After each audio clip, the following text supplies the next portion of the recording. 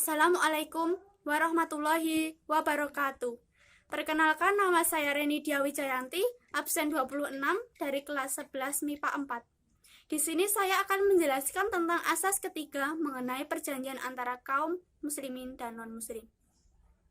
Dalam asas ini merupakan pekerjaan terpenting yang dilakukan oleh Rasulullah SAW sehubungan dengan nilai perundang-undangan bagi negara baru di Madinah. Seluruh kaum Ansor memeluk agama Islam kecuali beberapa kabilah dari kaum Aus. Kemudian Nabi Muhammad SAW menulis sebuah piagam perjanjian antara kaum Muhajirin dan kaum Ansor dengan kaum Yahudi. Dalam perjanjian ini dijelaskan secara jelas mengenai penetapan kebebasan beragama dan hak pemilihan harta benda dan syarat-syarat lain yang mengikat kedua belah pihak.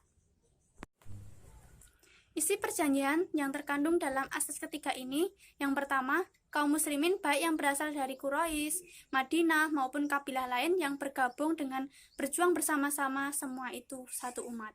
Yang kedua, semua kaum mukminin dari kabilah mana saja harus membayar denda orang yang terbunuh di antara mereka dan menebus tawanan mereka dengan cara yang baik dan adil antara sesama kaum muslimin. Yang ketiga, kaum mukminin harus menolong sesama mukmin untuk membayar denda atau hutang. Yang keempat, kaum muslimin yang bertindak kejahatan, permusuhan, kerusuhan, maka kaum muslimin akan mengambil tindakan bersama. Yang kelima, seorang mukmin tidak boleh membunuh mukmin lain lantaran orang kafir, dan seorang mukmin tidak boleh membantu orang kafir untuk melawan orang mukmin.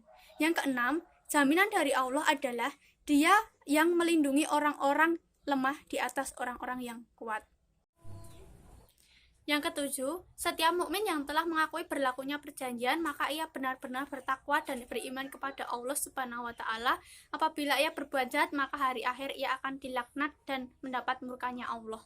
Yang kedelapan, di saat menghadapi peperangan, orang-orang Yahudi turut memikul biaya bersama-sama kaum muslimin. Yang kesembilan, orang-orang Yahudi dari Bani Auf dianggap sebagai kaum muslimin.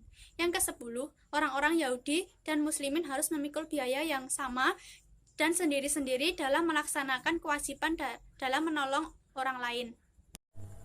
Yang ke-11, jika ada yang terikat dengan perjanjian ini, ia akan terjadi peperangan atau perselisihan, maka perkara tersebut akan dikembalikan kepada Allah Subhanahu wa Ta'ala dan Nabi Muhammad SAW.